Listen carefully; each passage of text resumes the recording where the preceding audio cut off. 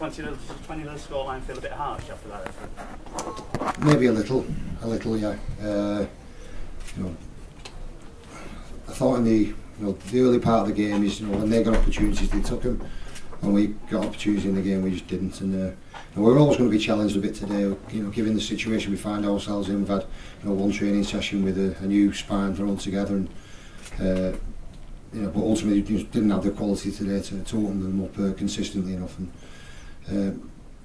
I was really pleased with a lot of what we did in terms of our effort, but we lacked football smarts today. And maybe I'm being a bit harsh on the group there, given the situation we find ourselves in, but little things like when Liam Marshall scores his first try, we allow him to round the ball and go under the sticks. He puts that in the corner and it's 4-0, not 6-0.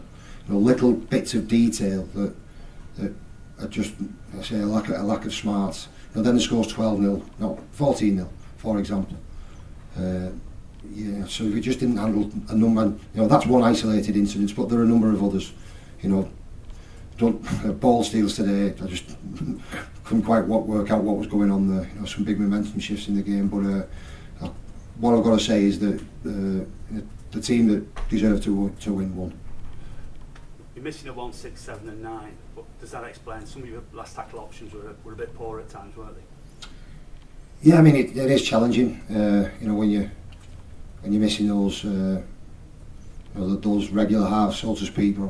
I thought we did okay with some, but probably, like you said, mate, we weren't probably consistent enough in that area.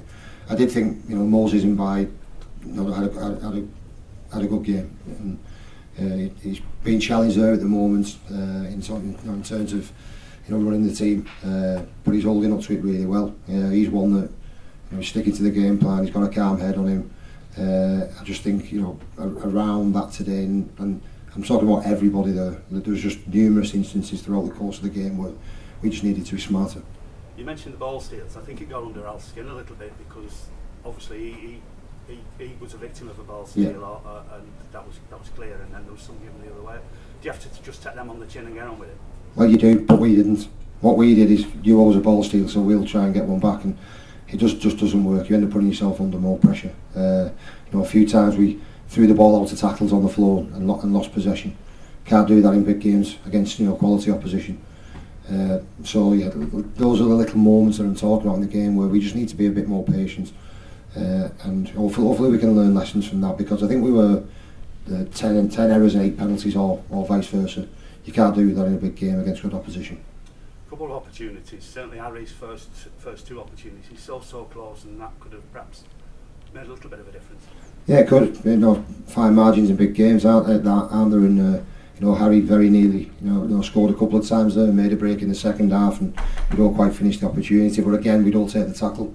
We throw the ball and try and finish it off there and then. So it just adds to the list of incidents that I'm talking about. And I'm not disappointed in the group from an effort perspective. I'm asking a lot, and I've been asking a lot of them for a number of weeks now.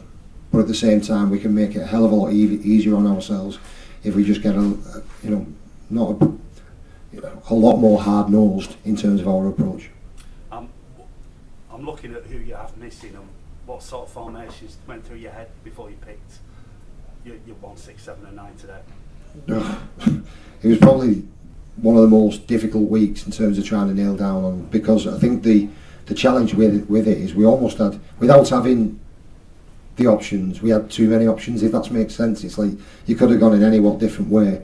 Obviously the only one that settled on straight away was Moses at 7, and then it was who was going to partner him. I thought about obviously Ben Davies who started, thought about moving Harry Robertson to 6 and John Bennison at 1. That was also an option. Playing Will Roberts or George Whitby out the juniors was also an option. So we discussed and went through a number of different scenarios. Ben Davies got the nod off the back of he's played that position before, he's played it here in a big game before, and he handled that situation quite well. So it's a decision that you make. People will say it's the right decision, people say it's the wrong decision. Everybody's an expert after hindsight, aren't they? So it is what it is. We make the decision, I live and die by them, and we go on to next week. Captain's not from Matty Leeds, first time he's led the team. What was your thought process behind his getting the armband? He deserves it. He's shown real, true leadership qualities throughout the course of the year, but for a number of years previous to that. I think, you know, during this tough period that we've been through, him along with Curtis Siren, and I'd probably throw Moses in there as well, and James Bell, you know, they've really led from the front as senior experienced players. You know, given Matty's longevity at the club, and you know what the group think of him, it was the obvious choice. You mentioned Cyril, what's the damage? His calf, so we're not sure yet. He obviously gets scans. We're hoping it's not too serious. He didn't play long in the game, and we got him off as soon as there was an issue. So hopefully that's a factor in it not being that bad, but only the scans will tell.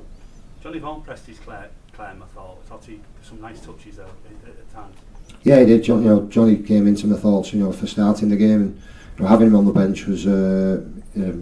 He's someone who can play back row. He's someone who can play in the centre, and even on the wing if he was asked. But he also played 5, 6, 7 games as a 9 in the academy, and given our situation there, I thought having him on the bench to cover a number of options would be good for us. But obviously he went out there early, went in the centres, did a really good job, so you know, very happy with his performance. What the players like in their heads up or their heads down, what are they like after all these losing against Wigan, but they give a good fist to it? Yeah, well, immediately after a game against, you know, losing against your main rivals, heads down. I'm hoping they are. I want that to be the case. You know, I'm disappointed, they're disappointed.